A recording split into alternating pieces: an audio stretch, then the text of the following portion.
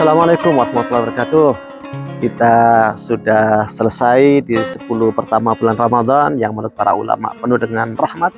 Mudah-mudahan kita mendapatkan kucuran rahmat dari Allah Subhanahu wa taala, dan kita mulai masuk pada 10 kedua dari bulan Ramadan yang menurut para ulama penuh dengan maghfirah Allah Subhanahu wa taala.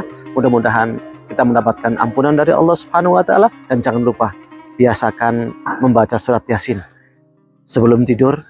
Mudah-mudahan kita seperti yang disabdakan oleh Rasulullah Sallallahu Alaihi Wasallam, tidak seorang laki-laki pun atau tidak seorang pun yang membaca surat Yasin karena mengharap ridha Allah Subhanahu Wa Taala dan kebahagiaan di akhirat kecuali Allah mengampuninya.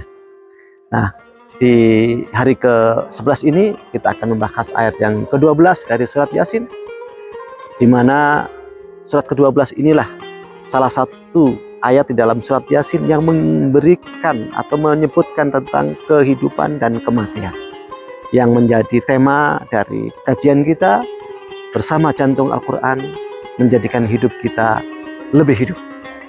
A'udzubillahi minasyaitonir rajim. Inna nahnu nuhyil mauta wa naktubu ma qaddamu wa atharahum. Sesungguhnya kami menghidupkan orang-orang yang mati, membangkitkan orang yang mati. Ya, kalau kita lihat dari letak ayatnya, semua yang telah dicabut nyawanya oleh Allah Subhanahu wa taala akan dihidupkan lagi, dibangkitkan lagi oleh Allah Subhanahu wa taala. Tapi kalau kita lihat runutan ayatnya, maka seolah-olah orang-orang yang hatinya mati karena lama nggak mendapatkan sentuhan wahyu dari Allah Subhanahu wa taala, lama tidak hadir di majelis taklim, sehingga hatinya mati ini bisa dihidupkan oleh Allah lagi dengan Al-Quran. Dengan hadir di majelis taklim, hadir ke sumber-sumber ilmu, maka Allah akan menghidupkan kembali hatinya. Tidak ada orang yang hatinya benar-benar dikunci mati terus nggak ada tempat untuk kembali. Ada banyak orang yang awalnya nggak bisa mendapatkan peringatan, namun setelah dekat dengan kebenaran, kalau buka YouTube yang dibuka pengajian, yang dibuka kata-kata hikmah, yang dibuka hal yang bermanfaat, siapa tahu ternyata ada satu hal yang bisa membuka hatinya. Inna nahnu nuhyil mauta, yang menghidupkan yang mati itu Allah Subhanahu wa taala. Jangan putus asa mengajak orang. Nah, setelah itu wa naktubu ma qaddamu wa atharahum, dan Allah akan mencatat, membukukan apa-apa yang telah mereka kerjakan. Semua yang kita kerjakan akan dicatat oleh Allah Subhanahu wa taala.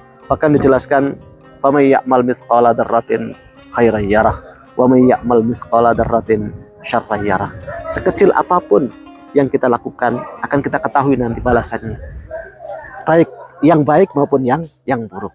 Karenanya hati-hati, semua yang kita kerjakan akan dicatat oleh Allah Subhanahu wa taala. Bukan hanya yang kita kerjakan, wa asarahum, dan pengaruhnya, bekas-bekasnya juga dicatat oleh Allah Subhanahu wa taala. Kalau kita melakukan kebaikan, ternyata jadi monumen, terus diikuti orang banyak, maka kita akan terus mendapatkan pahala dari Allah Subhanahu wa taala dari kebaikan-kebaikan yang kita rintis itu. Sebaliknya, kalau kita ternyata merintis keburukan, saat melakukan keburukan itu dicatat oleh Allah Subhanahu wa taala. Ketika keburukan itu ternyata menyebar, maka setiap orang melakukan keburukan karena mengikuti kita, na'udzubillah min dzalik, itu pun dicatat oleh Allah Subhanahu wa taala sebagai keburukan kita. Makanya dalam satu riwayat disebutkan, setiap ada pembunuhan di muka bumi ini, maka Qabil terus mendapatkan kiriman dosa pembunuhan itu karena dialah yang mencontohkan pembunuhan pertama kali di muka bumi ini. Jadi ternyata pembunuhan-pembunuhan di muka bumi ini itu mencontoh bekas-bekas yang ditinggalkan oleh Qabil. Karena itulah maka kita berupaya untuk terus berupaya melakukan kebaikan di muka bumi ini. Kalau terlanjur melakukan keburukan, tinggalkan. Bertobatlah kepada Allah Subhanahu wa taala, dan jangan malah dipublikasi, berusaha ditutup. Demikian juga kalau kita nge-share di WA atau masukkan ke YouTube, jangan masukkan hal-hal yang buruk yang bisa menganjurkan orang untuk berbuat buruk. Kenapa? Karena kalau dari dari YouTube yang kita share, dari video yang kita share, ternyata orang tergerak untuk berbuat buruk, na'udzubillah min dzalik, maka keburukan dia itu akan dikirimkan kepada kita. Karenanya ingat, wa naktubu ma qaddamu wa atharahum, Allah akan mencatat apa yang kita lakukan dan juga mencatat bekas-bekasnya.